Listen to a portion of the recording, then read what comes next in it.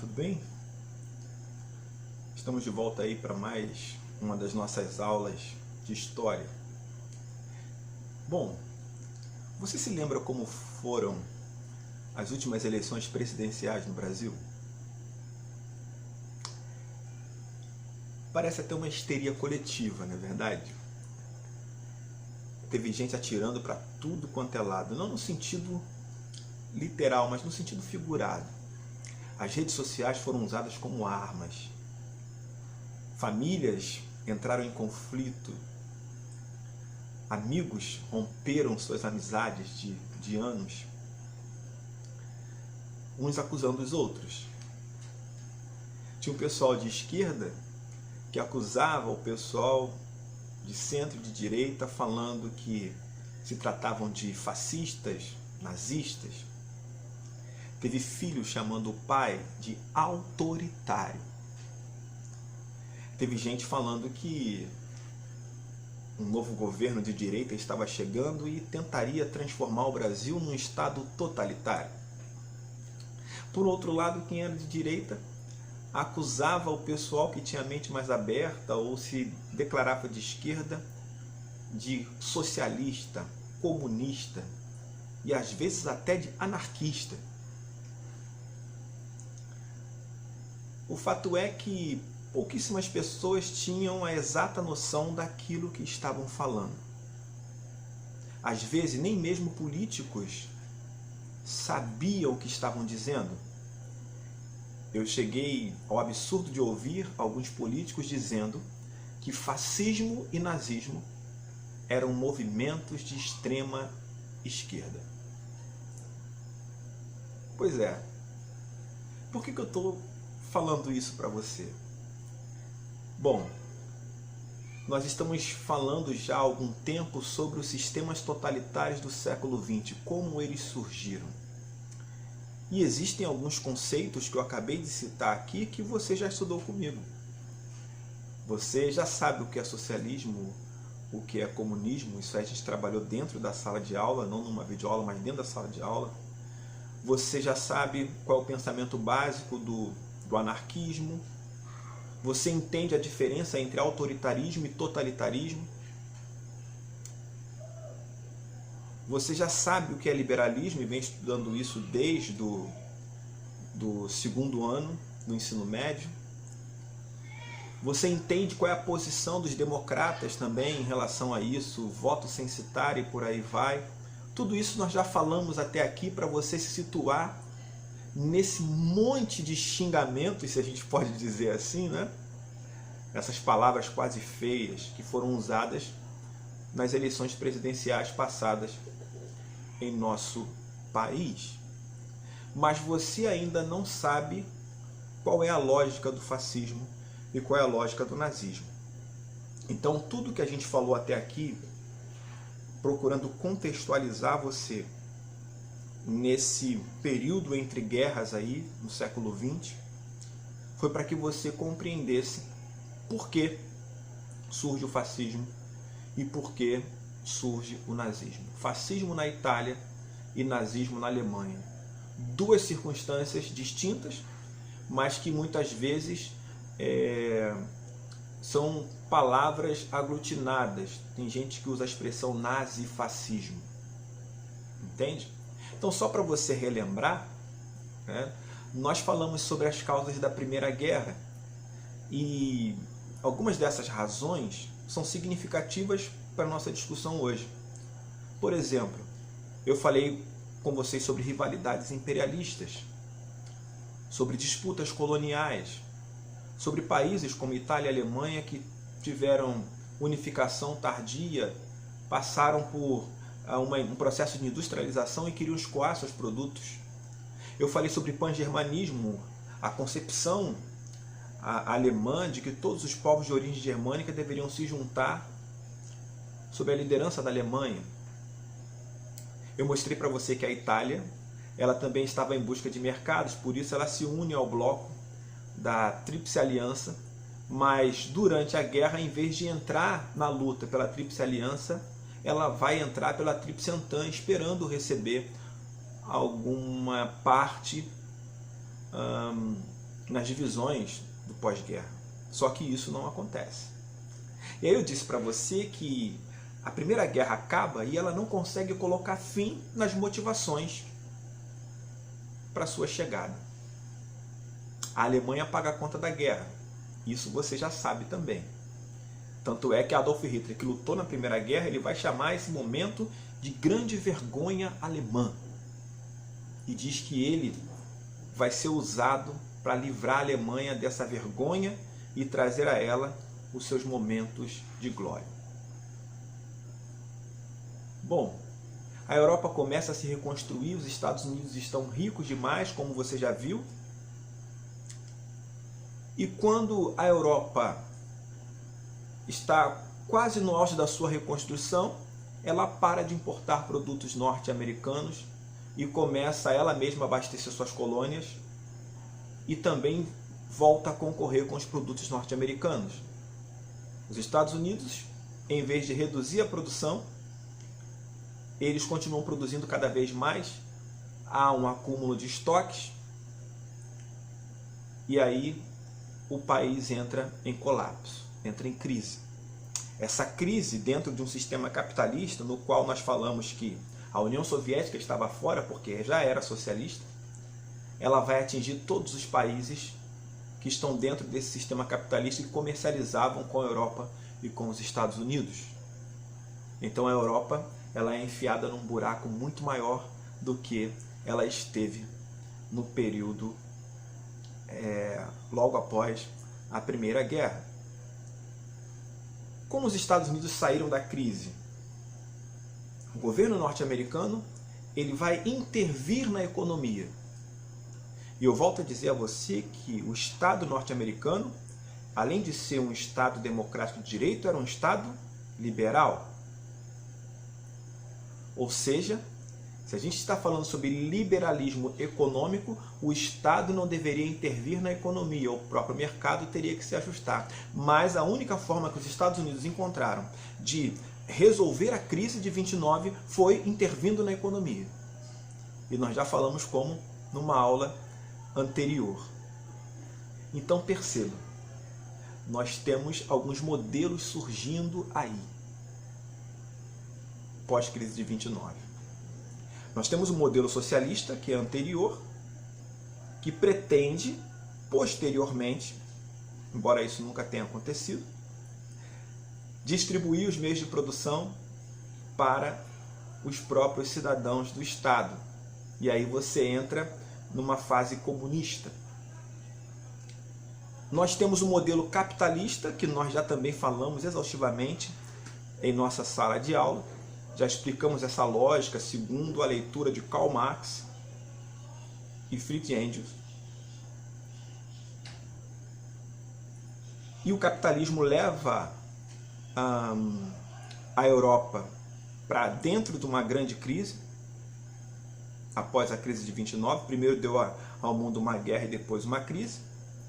Nós temos a concepção de que tanto liberalismo e democracia não funcionam, só trazem problema, crise e guerra, desigualdade, porque existem estados que estão extremamente empobrecidos após a crise de 29, após a Primeira Guerra também.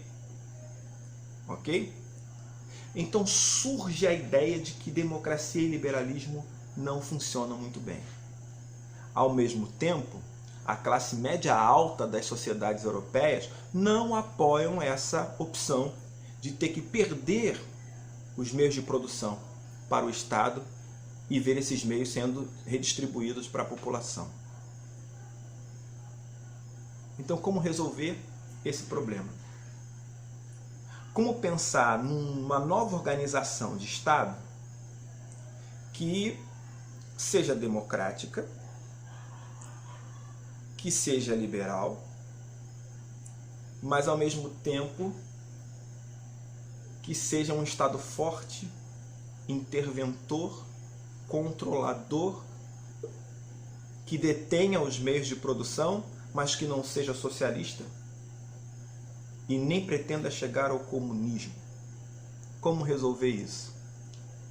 É aí que surge duas novas formas de organização do Estado, muito similares, que dialogam entre si e contemporâneas: o fascismo italiano e o nazismo alemão. Então vamos falar sobre o fascismo nessa aula de hoje. Fascismo. As ditaduras fascistas representavam um fenômeno novo e original. Os adeptos do fascismo repudiavam a luta de classes, o internacionalismo, logo eles eram nacionalistas, repudiavam o parlamentarismo liberal. Eles se definiam como revolucionários. E a proposta deles envolvia uma solução nacional, autoritária, que você já sabe o que é, e corporativa para os problemas econômicos e sociais. O nacionalismo extremado fascista foi acentuado pelas frustrações decorrentes da Primeira Guerra. Ele era anticomunista e intransigente. E isso fazia com que ele se colocasse na dependência do capital, embora se dissesse anticapitalista. Então o anticapitalismo do fascismo era mera fachada. Como estava a Itália nesse período pós-guerra? A crise da Itália no pós-guerra e a incapacidade do regime parlamentarista e liberal em conter o avanço dos partidos comunistas deu a oportunidade para essa ação dos fascistas. A Itália, como eu falei, ela pretendia, depois da Primeira Grande Guerra, anexar alguns territórios como compensação das perdas durante a guerra. Só que ela não consegue. E aí os políticos começam a estimular o povo a se tornar cada vez mais nacionalista. Após a Primeira Guerra, os problemas italianos são agravados. Nós temos um grande número de desempregados, temos uma inflação desvalorizando a lira para níveis baixíssimos e temos uma nação endividada pela guerra.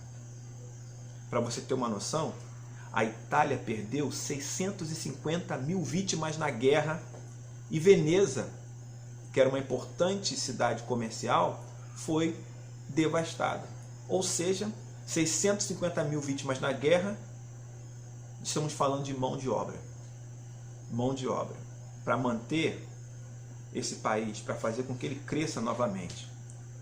Então os protestos populares eles vão adquirir características revolucionárias. Operários vão tomar fábricas, camponeses vão ocupar terras, a burguesia se vê ameaçada porque ela detém os meios de produção e vai apelar para um pequeno, mas bem organizado grupo político que está estruturado militarmente e disposto a usar da força para acabar com as ameaças revolucionárias.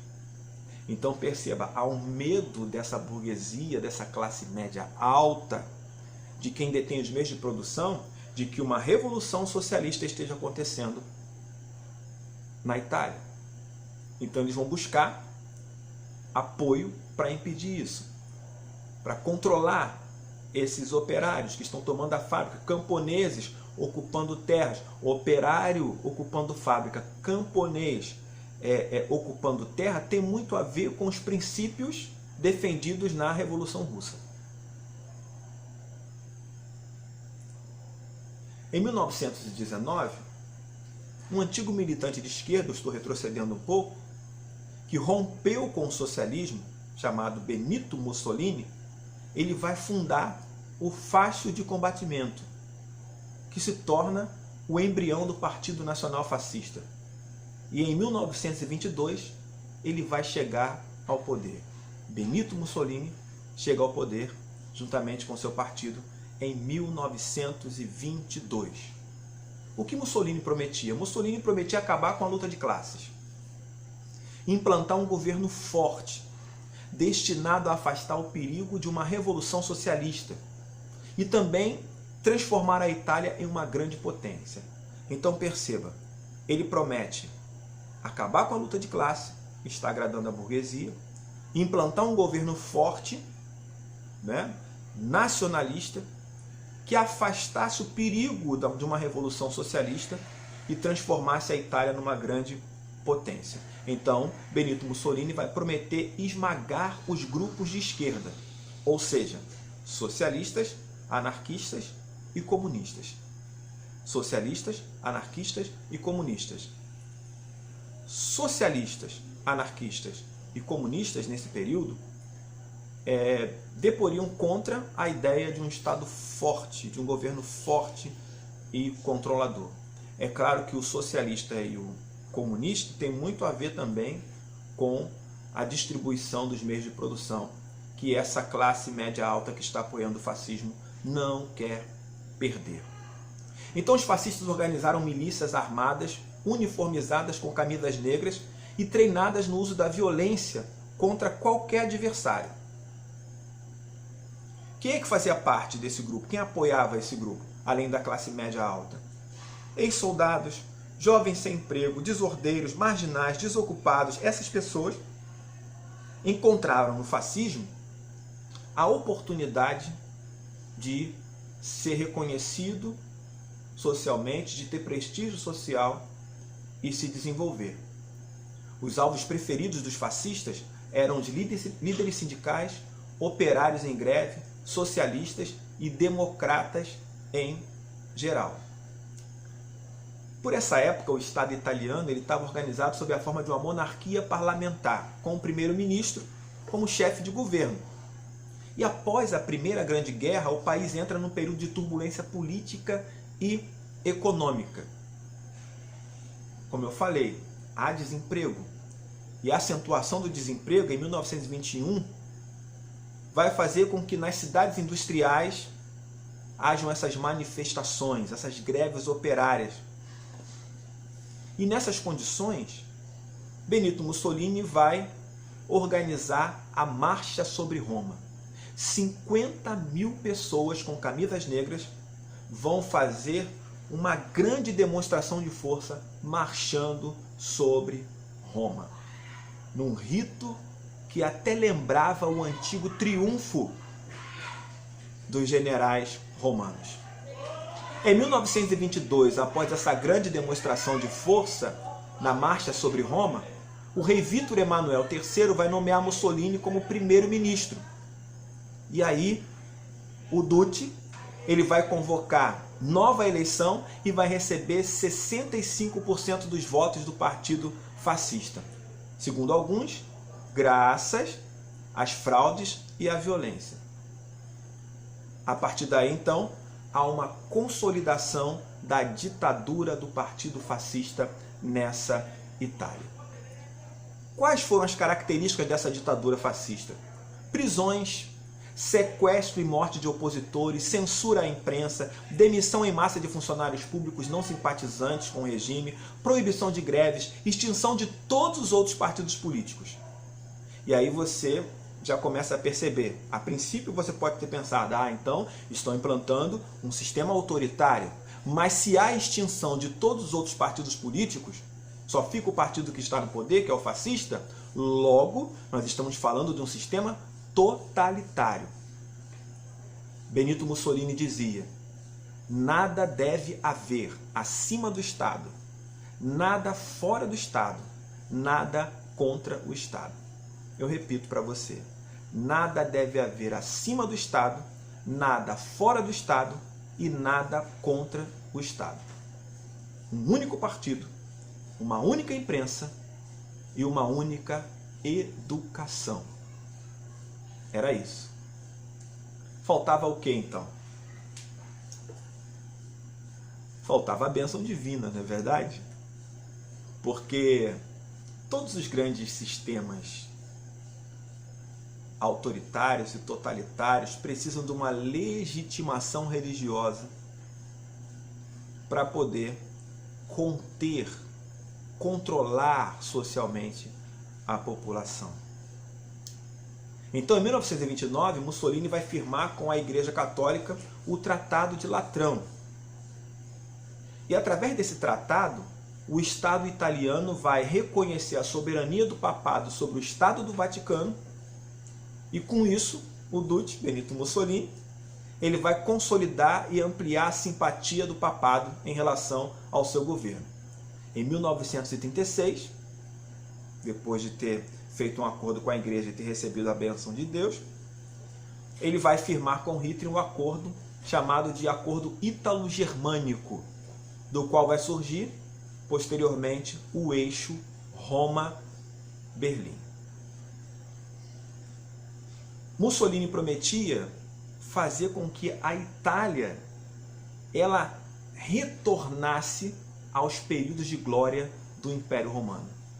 Uma das coisas que ele fez foi posar para uma filmagem, uma fotografia, ao lado da estátua do imperador Augusto, fazendo o mesmo gesto que Augusto fez, né, mostrando seu triunfo. Ele vai reurbanizar Roma, né, ele vai ter ações extremamente populistas, às vezes vai ser fotografado com trabalhadores, botando a mão na massa. Ele é um grande orador, vai discursar muito bem, vai inflamar as multidões, vai dar uma cara mais uniforme dentro dessa Itália fascista, vai desenvolver a Itália, na realidade isso vai acontecer, porque ele vai ser protecionista. No fascismo não há espaço para diversidade, não há espaço para o diferente. Mussolini dizia que ele pegava a criança quando ela era desmamada e depois entregava para Deus no fim da vida. Ou seja, o Estado controlaria o indivíduo do nascimento até a morte. Através do processo de ensino-aprendizagem da educação, o Estado transformaria esse indivíduo em alguém favorável ao fascismo. Entende? Perceba, quando a gente fala em fascismo, a gente fala que a Itália se desenvolveu, sim. Mas o preço do desenvolvimento da Itália foi a perseguição, foi a morte dos opositores, foi o controle extremado do Estado, cerceamento de liberdade.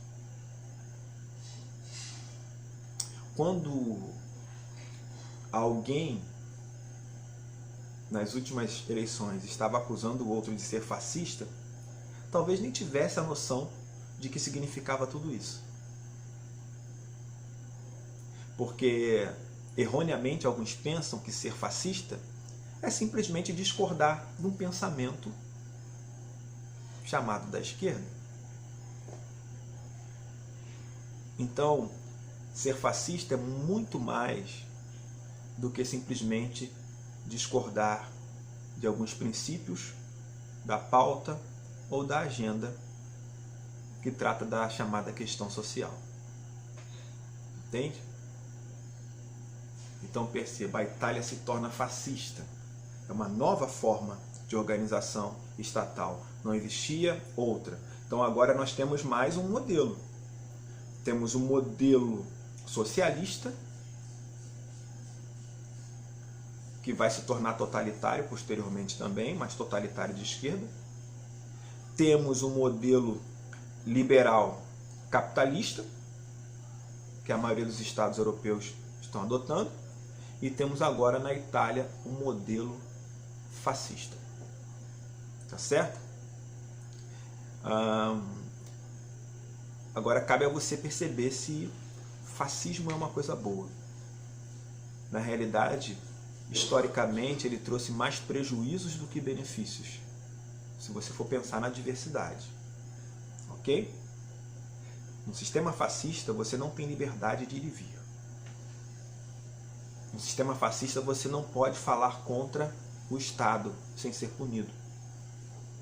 Você não pode ser oposição no sistema fascista.